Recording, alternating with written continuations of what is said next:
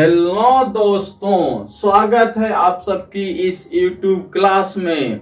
आपके साथ हम ब्लड का पार्ट 3 लेकर आया हूं, जो पार्ट 2 तक चर्चा कर चुका है। आप YouTube पर जाके पहले पार्ट 1 और पार्ट 2 को देख लीजिएगा, तब पार्ट 3 आसानी से समझ में आएगा। और आपसे हम यह रिक्वेस्ट करते हैं कि अगर आप अभी तक वीडियो को सब्सक्राइब नहीं किए हो, लाइक नहीं किए हो, तो सबसे पहले वीडियो को लाइक कर देना, सब्सक्राइब कर देना। और एक और रिक्वेस्ट, सभी दोस्त के साथ भेज दो यार। मैं आपसे यह रिक्वेस्ट करता हूं, सबको बता दो कि अभी नहीं तो कभी नहीं, अभी नहीं पढ़ पाए तो कभी नहीं पढ़ पाओगे। और आपको जो कुछ भी तकलीफ होती है, जो चीज समझ में नहीं आता है, बेधड़क आप कमेंट बॉक्स में लिख के बता दो, क्योंकि जब तक आप अपनी समस्या को शेयर नहीं करोगे, आपको जिंदगी भर समझ में नहीं आएगी। दुख जिंदगी भर बना रहेगा। प्रॉब्लम बताने से हल होती है, ना बताने से हल नहीं होता है। तो आप मेरे मांझी हो, अगर ये मंजिल अगर पहाड़ है तो तुम भी मांझी हो। जब तक तोड़ोगे नहीं तब तक छोड़ोगे नहीं। कैसे फेल्यूर होता है इंसान और सक्सेस की तरफ बढ़ता है, यही तो उसकी मेहनत है। अगर पानी से नहाओगे तो सिर्फ निवास बदलेगा, लेकिन अगर पसीने से नहाओगे तो पूरा इतिहास बदलेगा। पानी से नहाओगे तो सिर्फ निवास बदलेगा, लेकिन अगर पसीने से नहाओगे तो पूरा इतिहास बदलेगा। देखो, आज की क्लास की शुरुआत करते हैं। चर्चा जहां तक किया था उसके बाद करने वाला हूं। आप आराम आराम से पहले एक बार सुन लो। अगर नहीं समझ में आए तो कमेंट बॉक्स करना, और उसके बाद आप नोट कर लीजिएगा। आज के बाद अगर आप भूले तो फिर आप हमसे बताइएगा। सबसे पहले WBC का चर्चा कल किया था। एक पॉइंट हमसे छूट गई थी। बच्चा बार बार पूछ रहा था कि बताइए सर कि न्यूट्रोफिल सबसे अधिक किसमें होती है। ये अच्छा प्रश्न पूछा था। ये प्रश्न पूछने के लिए आपका थैंक यू। देखिए, न्यूट्रोफिल किसका होता है सबसे अधिक, तो याद रखना न्यूट्रोफिल, WBC का न्यूट्रोफिल 60 से 70% होता है मेरे दोस्त। 60 से 70% न्यूट्रोफिल किसका होता है, तो याद रखना WBC का न्यूट्रोफिल 60 से 70% होता है। बाबू, 60 से 70% किसका न्यूट्रोफिल होता है, WBC का न्यूट्रोफिल 60 से 70% होता है। और कल ही बताया था कि WBC का एक और नाम ल्यूकोसाइट बताया था। ल्यूकोसाइट, लिम्फोसाइट के बारे में भी चर्चा किया था। फिर उसके बाद प्रतीक्षा तंत्र WBC को बोलते हैं। शरीर का सैनिक, कोशिका का सैनिक WBC को बोलते हैं। लेकिन सबसे खास बात थी कि WBC के अंदर न्यूक्लियस पाया जाता है, लेकिन RBC के पास न्यूक्लियस नहीं होती है। RBC के पास न्यूक्लियस नहीं पाया जाता। लामा और ऊंट का छोड़कर, ये अपवाद हम आपको पहले दिन ही बताया था। आइए, आपके पास ब्लड ग्रुप कौन सी होगी, आपका बच्चा जब जन्म लेगा तब उसके पास कौन सी ब्लड ग्रुप होगी, आपकी पत्नी के पास कौन सी ब्लड ग्रुप है, आपके पेरेंट्स के पास कौन सी ब्लड ग्रुप है, उसके बारे में चर्चा करेंगे। आज के बाद अगर आप शादी भी करना तो ब्लड ग्रुप चेक कर लेना कि हमारा ब्लड ग्रुप क्या है, हमारी वाइफ की ब्लड ग्रुप क्या है, हमारे संतान आएगा तब उसका ब्लड ग्रुप क्या होगा। इन निकालने के लिए हम आपको सिखा ही के छोड़ेंगे। जब तक आप नहीं सीखोगे तब तक हम नहीं छोड़ने वाले। आइए, रक्त समूह, ब्लड ग्रुप। ब्लड ग्रुप को सबसे पहले खोजने वाले कौन थे, कॉरलैंड स्टीनर। कॉरलैंड स्टीनर ने ब्लड ग्रुप का खोज किया था। कॉरलैंड स्टीनर ने क्या किया था, ब्लड ग्रुप का खोज किसने किया था, कॉरलैंड स्टीनर ने। इससे बढ़िया प्रश्न पूछी जाती है कि कॉरलैंड स्टीनर ने किस सिस्टम पर किया था कॉथी ब्लड ग्रुप का खोज। तो ये प्रश्न बार बार पूछी जाती है और पूछा भी गया है। एबीओ सिस्टम पर एबीओ सिस्टम पर कॉरलैंड स्टीनर ने रक्त समूह की खोज की थी। एबीओ सिस्टम पर कॉरलैंड स्टीनर ने एक क्या चीज का खोज किया था? ब्लड ग्रुप का खोज किया था। किसके आधार पर किया था? एंटीजन के आधार पर किया था। एंटीजन के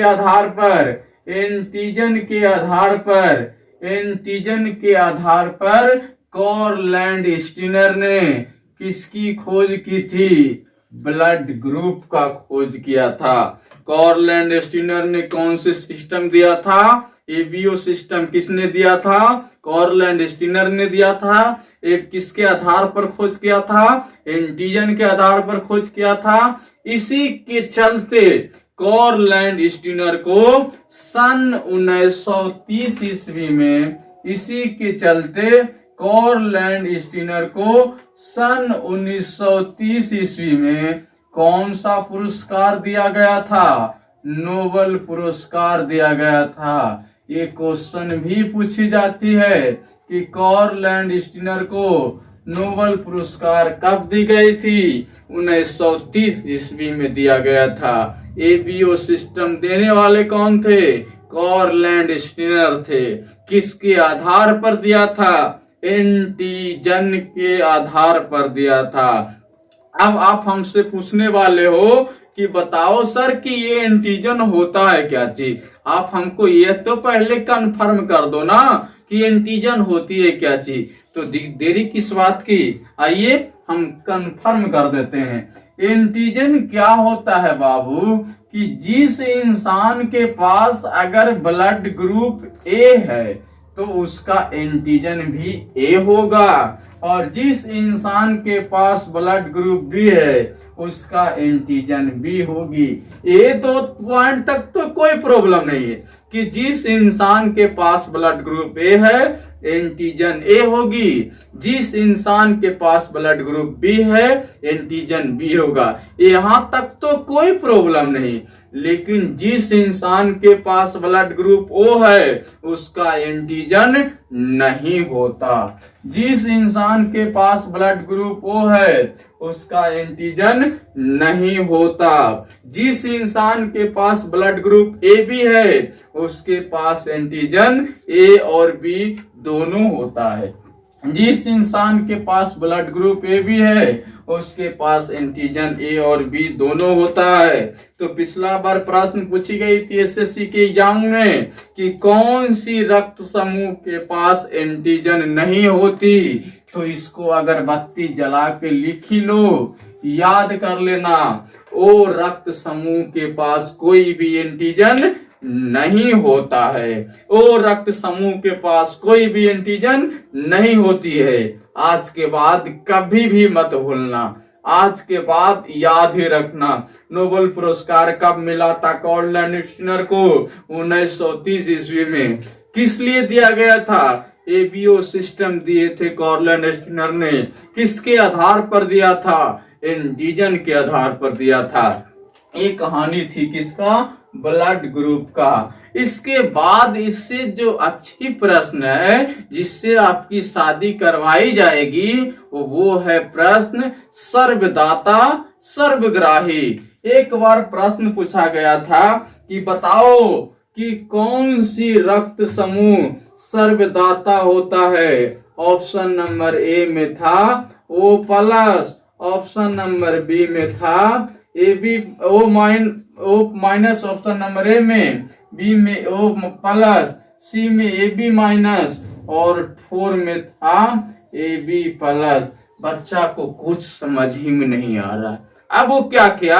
अक्कड़ बक्कड़ किया, अक्कड़ बक्कड़ पूरे 9 ऐसे ऐसे करके पूरा किया और लगा दिया 2 पर, ट्रिक लगा दिया घर आया और रोना बिलटना शुरू कर दिया। क्या करके आया हमने? वो प्लस तो कभी भी सर्वदाता होता ही नहीं है, यूनिवर्सल डोनर होता ही नहीं है। यूनिवर्सल डोनर आज के बाद आप नहीं भूलोगे, यूनिवर्सल डोनर O- होता है और यूनिवर्सल एक्सेप्टर AB+ होता है। तो आपसे जब भी पूछे सर्वदाता O-, सर्वग्राही AB+, सर्वदाता O-, सर्वग्राही AB+, आज के बाद अब नहीं बोलोगे।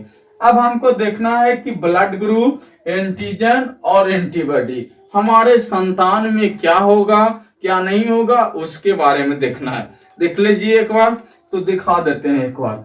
जिस इंसान के पास अगर ब्लड ग्रुप ए है या बी है या AB है या O है, जिस इंसान के पास ब्लड ग्रुप ए है उसका एंटीजन भी ए होगा। जिस इंसान के पास ब्लड ग्रुप बी है उसका एंटीजन भी बी होगा। जिस इंसान के पास ब्लड ग्रुप ए बी है उसका एंटीजन ए और बी दोनों हो सकता है। और जिस इंसान के पास ब्लड ग्रुप ओ है उस इंसान के पास एंटीजन कोई भी नहीं होती, उसका एंटीजन कोई भी नहीं होता। अब इसके बाद एंटीबॉडी, जिसके पास एंटीजन ए है उसका एंटीबॉडी बी होता है। जिसका एंटीजन बी है उसका एंटीबॉडी ए होता है।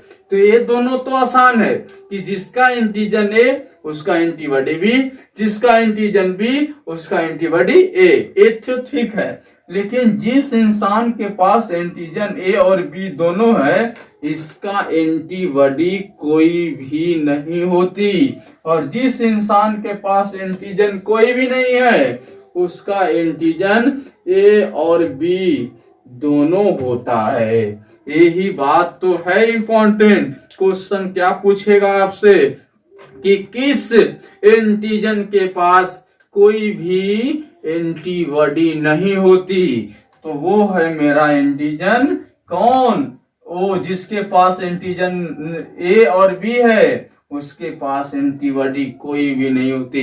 क्वेश्चन को बारीकी से सुनना। हमने पूछा किस एंटीजन के पास एंटीबॉडी नहीं होती, तो याद रखना ए और बी एंटीजन के पास एंटीबॉडी नहीं होती। उलट के पूछे तो क्या करोगे?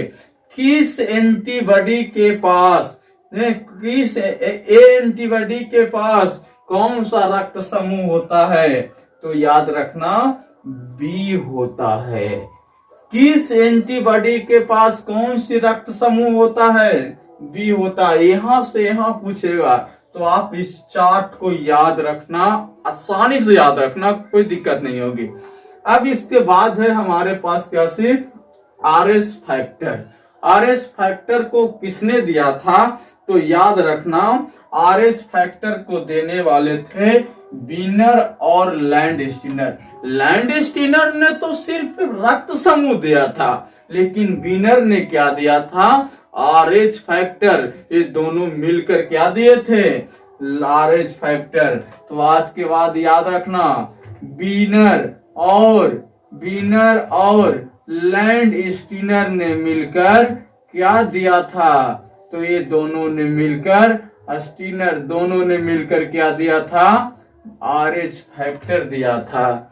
आरएच फैक्टर दिया था जिसमें होगा उसका आरएच फैक्टर RH+ होता है, जिसमें नहीं होगा उसका आरएच फैक्टर माइनस होता है। इससे पहले हम एक प्रश्न पर चर्चा कर ही देता हूं, इसको बताने से पहले कि आप बताओ कि माता पिता में कौन सी होगी, हम में कौन सा होगा, ये तो चर्चा कर ही लेता हूं। देखो यहाँ पर सबसे पहले अगर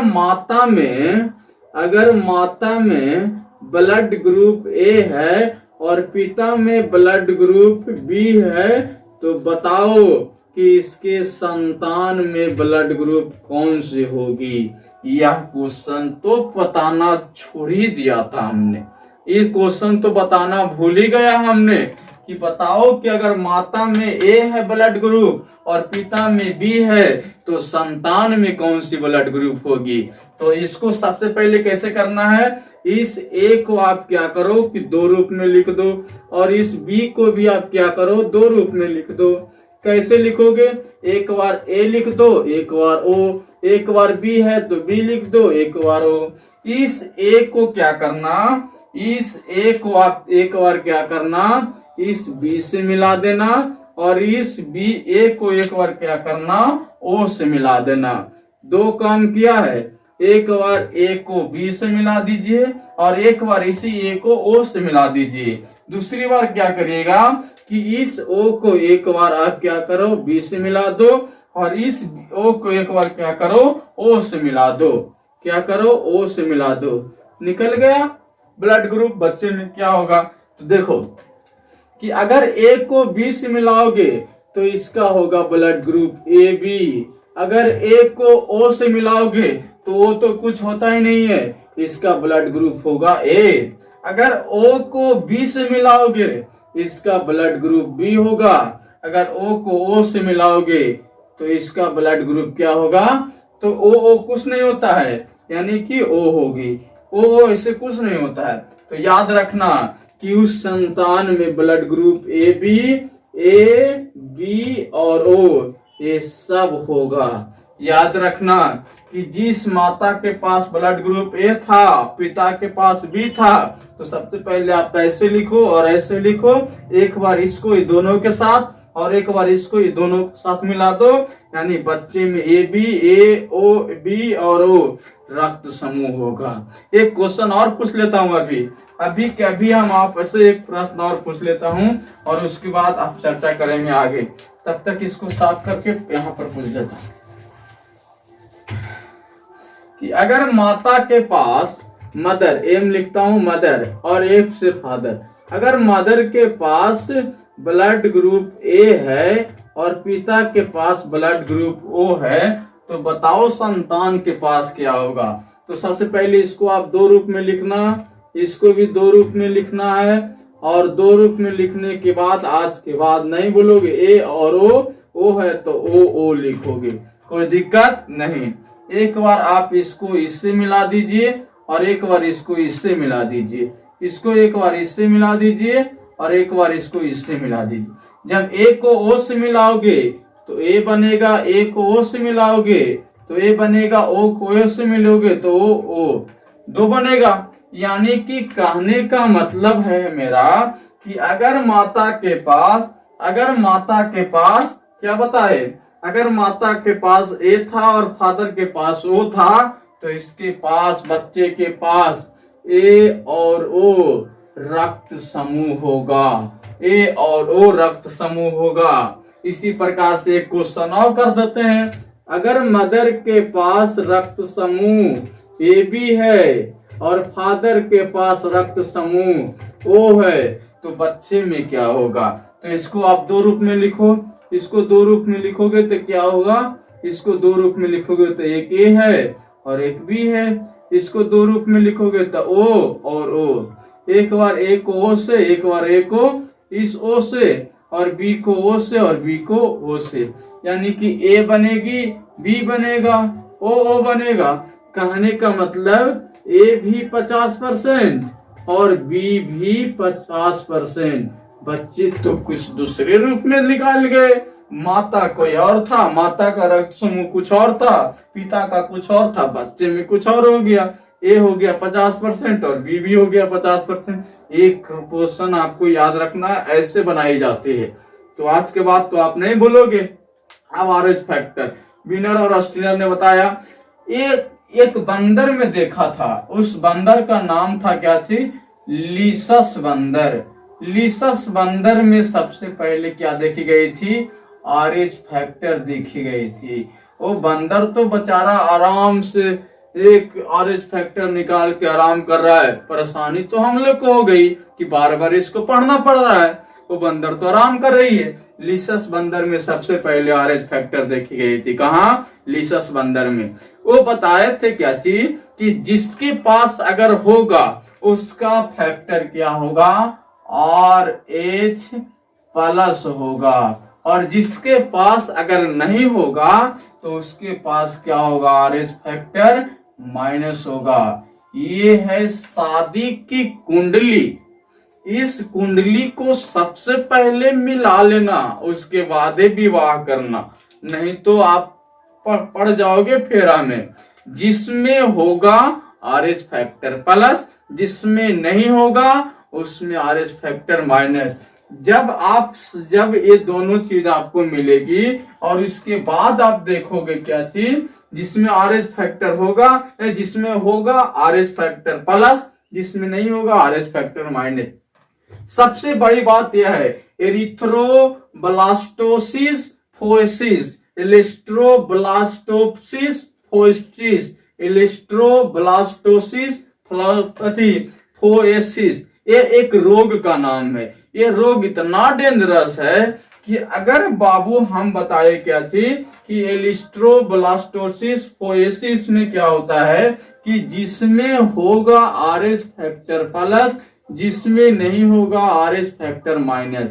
ये चर्चा किया था। जब अगर इसके बाद अगर पहला बच्चा जब जन्म लेता है, पहला बच्चा जब जन्म लेता है, पहला शिशु जब जन्म लेगा, तो अगर जिसके पास RH फैक्टर प्लस और माता के पास माइनस है, तो पहला बच्चा जन्म लेगा वह तो जीवित रहेगा, ये याद रखना, ये तो जीवित होगा। लेकिन दूसरी बच्चा जब जन्म लेगी, दूसरी बच्चा जब जन्म लेगा, दूसरा शिशु जब जन्म लेगा, वह शिशु कैसी होगी, मृत्यु हो जाएगा। या तो जन्म लेते समय मर जाए या तो बाद में मरे, उस समय मर जाएगा। ऐसा क्यों होता है वह भी बताते हैं। सबसे पहली बात क्या थी कि जब जिसके पास होगा वो RH प्लस, जिसके पास नहीं होगा वो RH माइनस। जिसके पास पहला बच्चा जन्म लेगा तो वो जीवित होगा, दूसरा बच्चा जन्म लेगा तो वो मर जाएगा, या तो जन्म के पहले मर जाए या जन्म के बाद मर जाए, जन्म होते ही मर जाए या तो कुछ दिन के बाद मर जाए। क्या होता है कि जब ब्लड ग्रुप अगर RH फैक्टर प्लस माइनस वाला है तो माता में जो रक्त है वो बच्चों में भी प्रवाहित होगी, तो सब वो बच्चा ग्रहण कर लेता है, दूसरे वाले को नहीं मिल पाती। उस स्थिति में वो क्या होता है, जीवित। और इसको जो क्या है याद रखना, अगर सेम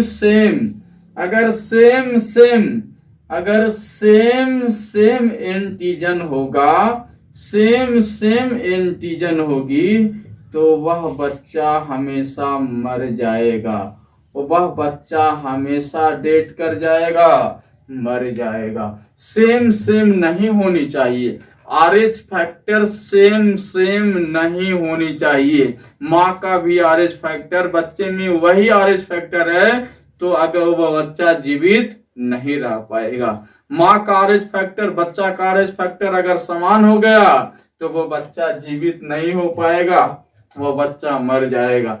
ये कहानी थी ब्लड की, जो आज से इसकी सीमा क्या हो जाती है, समाप्त। फिर इसके बाद मिलेंगे एक नए टॉपिक के साथ, तब तक के लिए हमें विदा लेते हैं। आप इसको क्या करो, एक स्क्रीनशॉट ले लीजिए और इसके बाद फिर मिलते हैं एक नई क्लास के साथ। तब तक के लिए थैंक यू, धन्यवाद।